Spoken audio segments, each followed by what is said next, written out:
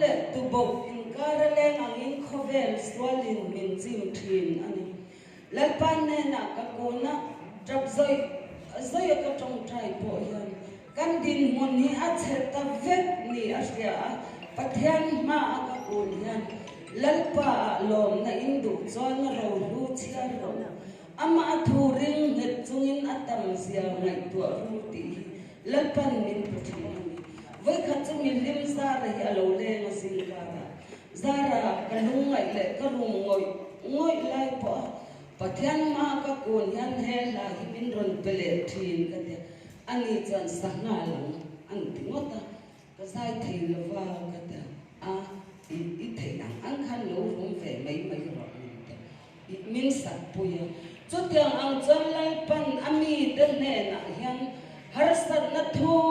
berakan tangan mo kanti lai po hian lalpa ne na in mai chana kanom chuan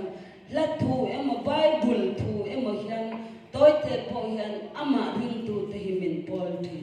vo in ni a hian harsat na tok ve te poin omang ti ka ring tok lo poin omang eng po ni sela lalpa ne na mai chana kan in mu hian kan soi tun kan trong tun kan tun hian lalpan thumak tak hian ami te hi min pola min chok nung le thin ani ni min chungin khom kam hana chuan ei chungin khom te po hi han sei la chung ko mol phona min lo ngai sak lo ola thin lunga hi soi ngam lo hun hi atam em mani ma se thin lunga soi ngam lo chin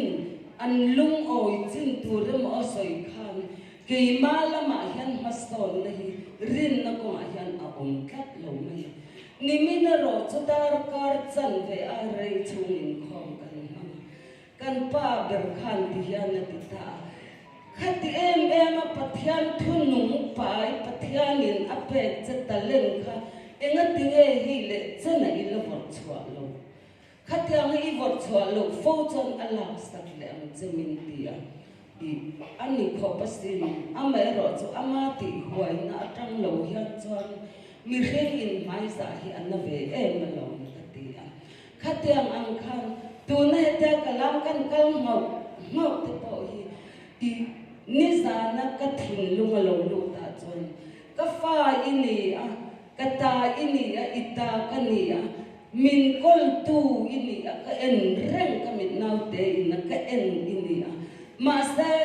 ka fa ini nahi heti mai hani om pui do ne mi tu na ka kaltir ang che hian he irin nahi kalpui ro ti in lal pan min ro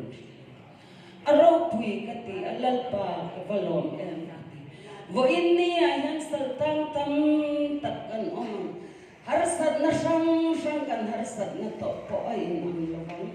ama ero chu harsat na po ito kila lalpa ma titak zata sarwa kan kun phot jan lalpan ko omani ti himin khiltwa kemi chaklo ber mai po hey kan then te howa nen ka chung kwa nen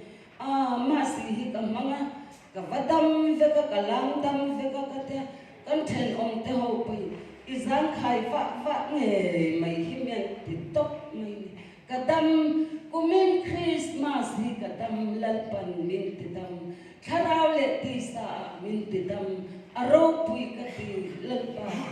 zamni som pastaria I kan sar zaya wangin dam toy ina ma si kan manga chuan go ran hoi zinga tel thei lovin gung kha chen ko ma kan tel thei ve don hi alenga kan mang le thei lo kumin hi chu akan mang ve em mai ni lo po kain ti rolin ke ma hian ka ti tur ka lo ti ngam ngai lo te ti thei ka in rot lo te hi lalpa lam lian sial tur hian lalpan ti tur tam tak min pe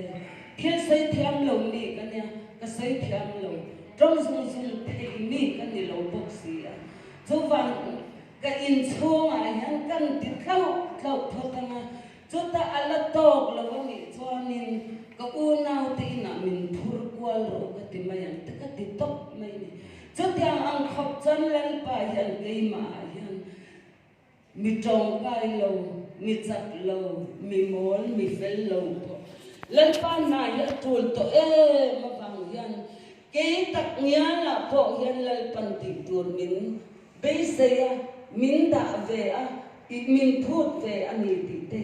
kalo hachwak thara kalom ema chu ko ran ho zinga hian han ster ve rim hi ka do kan ding ve le top mai ni chu